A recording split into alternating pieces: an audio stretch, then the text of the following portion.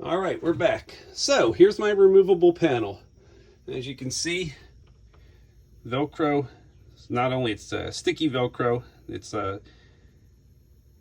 staples into there because that will come off. If you have dinette booze and you've ever experienced this, after a little while, you keep pulling them up, and even if they screw them down, it rips right off the screw head.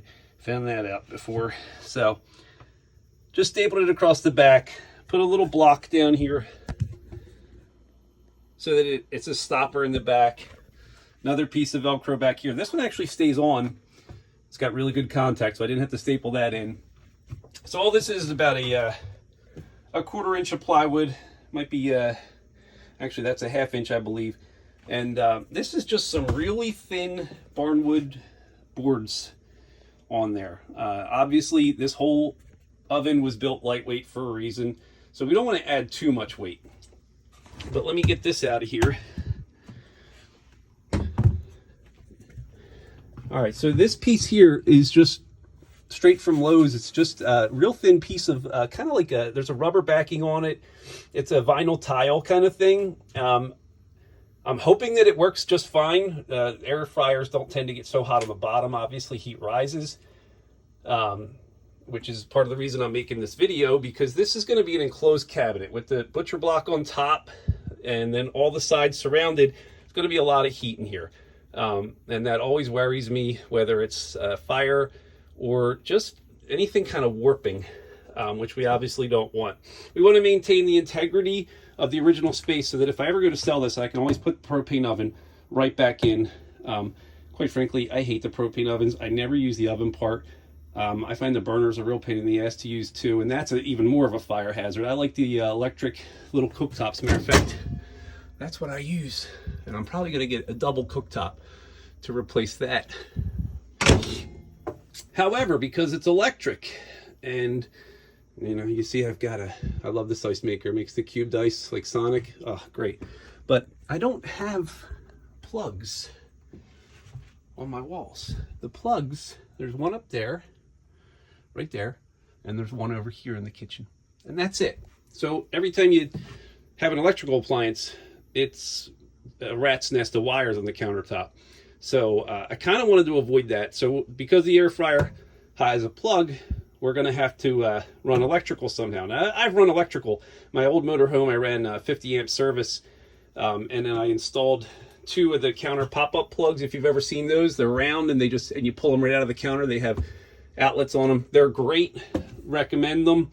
But in this one, I didn't want to run. I've already run one outlet to a bay underneath a storage bay, so I could have a separate freezer, because these freezers aren't huge. And we took about a 2-month trip in the summer, and I didn't want to have to cook a lot of food on the go. So I ran a separate freezer. We took a lot of frozen stuff. And I didn't feel like running another electrical outlet. It's not a far run. There's the breaker box. There's the oven. I just didn't feel like ripping things apart to do that. So my other option, if you look in here, see that hole? That whole box there is my outdoor TV. I never use my outdoor TV. Why bother having an outdoor TV if you never use it? That outdoor TV has a plug in it. So I figured it's easier, just unplug the outdoor TV. I'm gonna run one of these into that hole. Notice it has 2 USB outlets, and it's got this thing, and this thing clamps it on between the wood and the ring. Clamps it on really tight, and then I can run my air fryer. Once I drill some holes in the back piece, I can run my air fryer cord through there, and you'll never see it. I've literally never used an outdoor TV in RV. Maybe I used it once, and I've had 4 different RVs. Anyway, and then this has USB slots. Now, the good thing is I have something coming in, hasn't arrived yet. I ordered all this stuff off of Amazon, by the way. It is a double USB switch. So it has 2 of these USB ports on it and an on-off switch, so that I can install 2 of these fans. Here's the one, and they're USB fans. And I was originally going to take the 12-volt wire that came from the stove, which is right here. This was hooked up to the knobs, the knob lights on the stove. I was originally going to take this wire and connect it to a more powerful USB fan. However, I was then going to have to run a separate switch to turn it on and off, because you don't want this fan being run all the time. You also want to be able to turn it on and off easily. So I found a switch that has the two USB ports.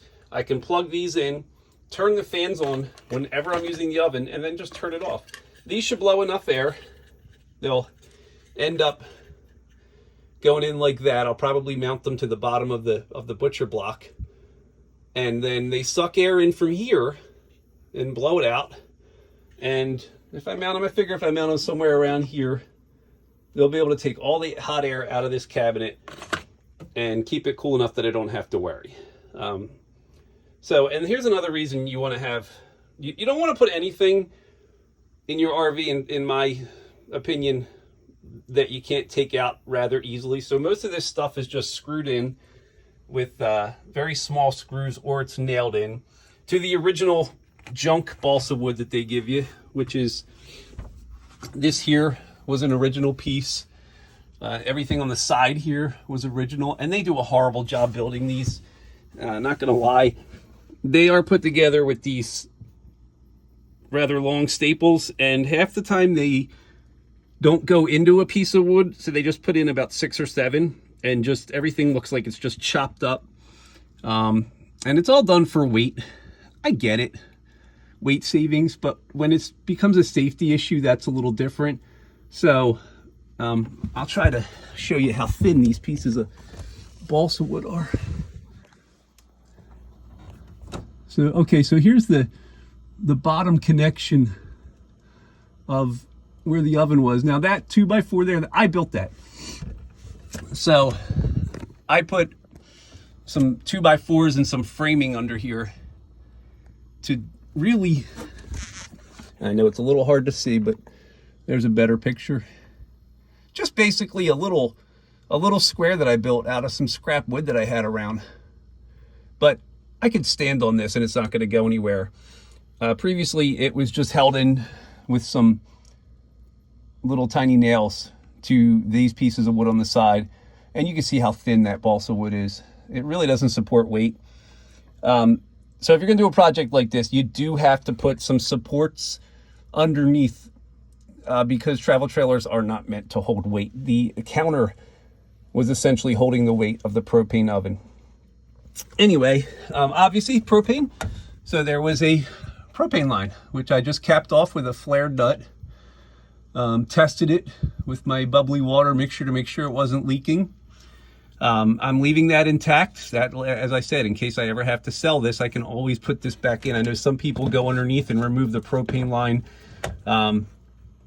down where it is starts under the camper, but I didn't want to do that. So, and this is the reason, as I said, look at all this wiring.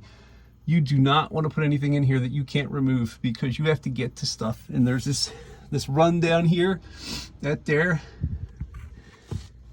is there for the slide out mechanism. So that's another thing, you don't want to cover that, nail into that. You have to be pretty careful.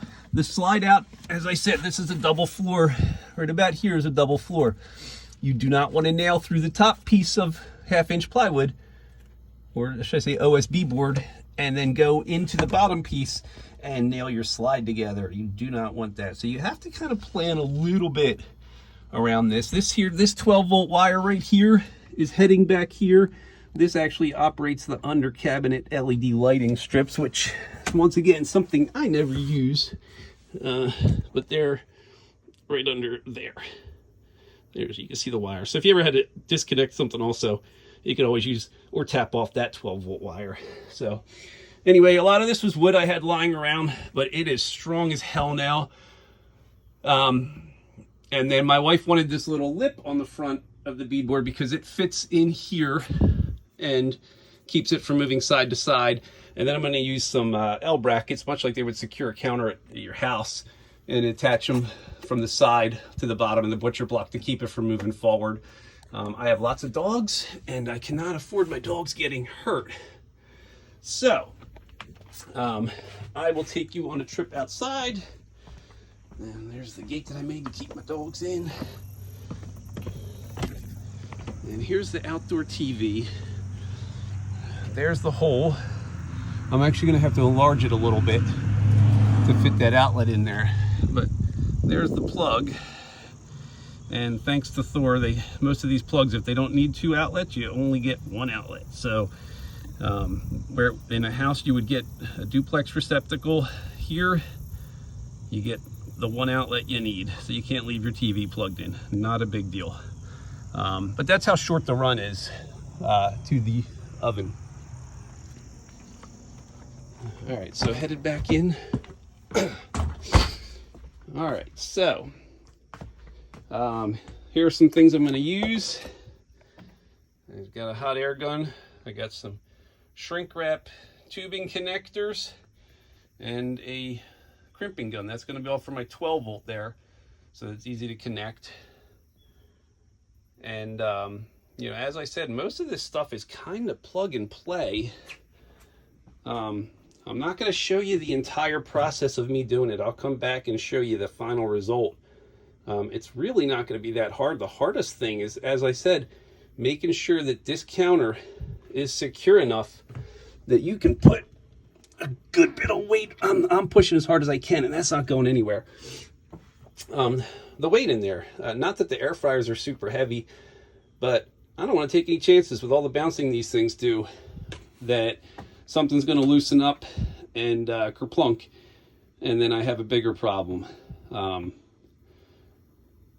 So I think that's about it for now. I'll bring you back when I've got most of the job complete and then kind of walk you through what I did.